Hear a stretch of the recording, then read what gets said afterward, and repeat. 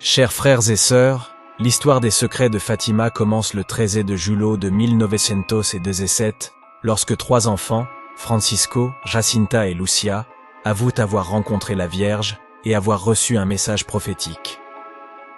Le message reçu par les trois enfants est terrifiant, et au fil des ans, la simple lecture de cette prophétie a terrifié ceux qui ont eu l'occasion de la lire.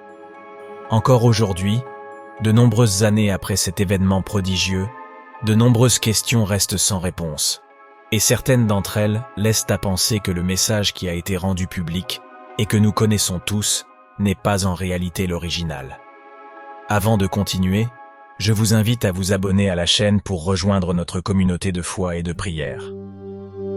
Quelques années après les événements liés à Fatima, deux des trois bergers témoins du prodige, Lucia et Jacinto, meurent de la grippe espagnole. La seule témoin de cette incroyable rencontre est Lucia, qui décidera plus tard de se consacrer au Christ en devenant religieuse.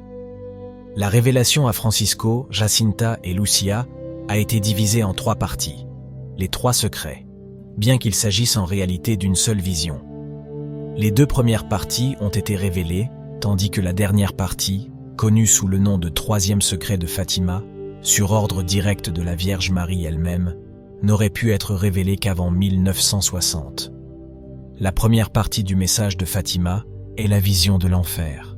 Dans une mer de feu seraient plongées les âmes des pécheurs. La deuxième partie, ou le deuxième secret, a des caractéristiques très différentes.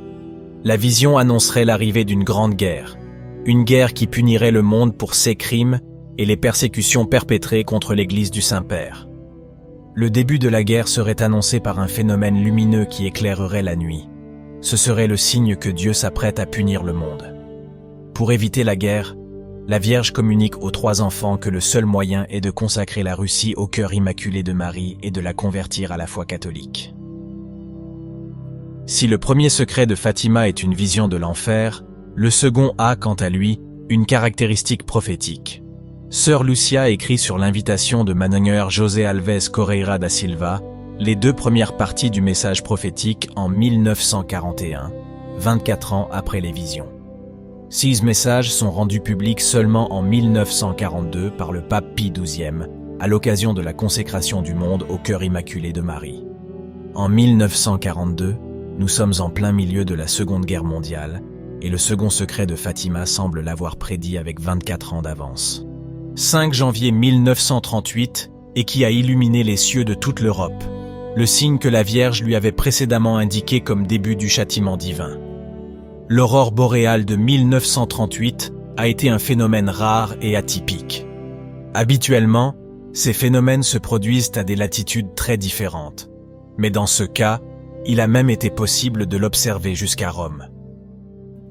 Si ce sont les deux premiers secrets, dont le premier est une description de l'enfer et le second l'annonce de la Seconde Guerre mondiale, le troisième secret de Fatima est resté un mystère pendant de nombreuses années.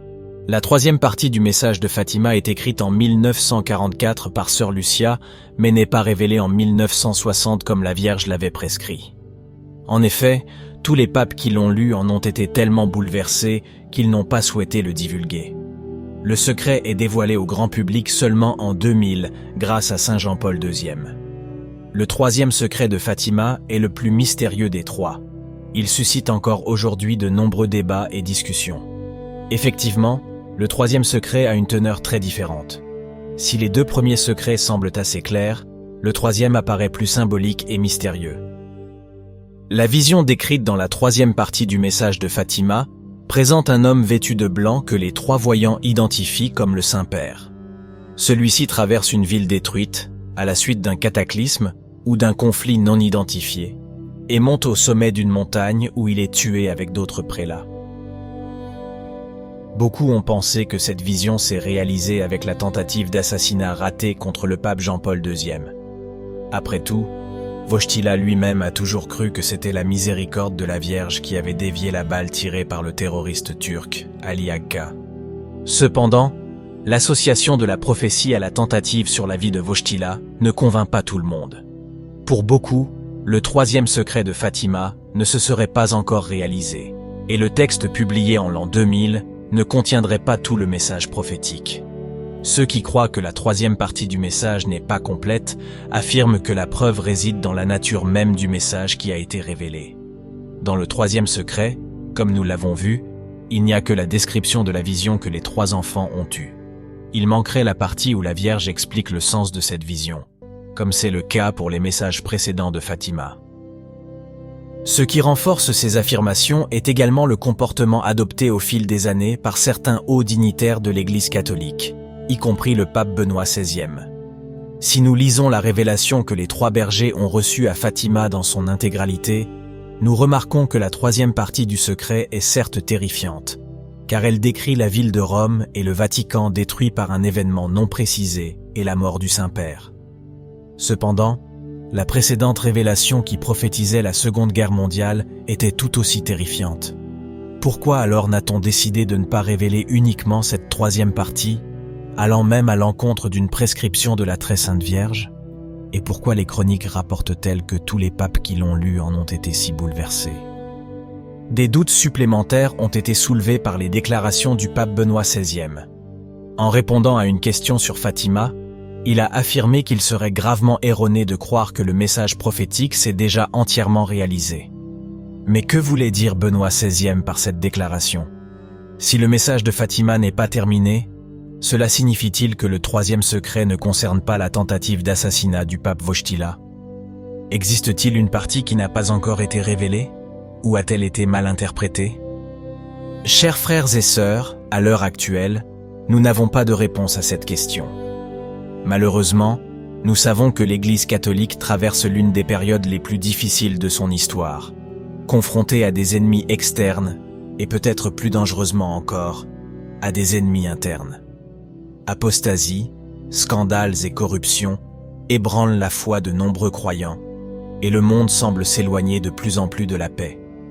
Les efforts du Saint-Père pour mettre fin à la guerre qui intensifie les tensions à l'échelle internationale n'ont, pour le moment, donné aucun résultat. La voix de notre bien-aimé Saint-Père ressemble à celle d'un homme criant dans le désert.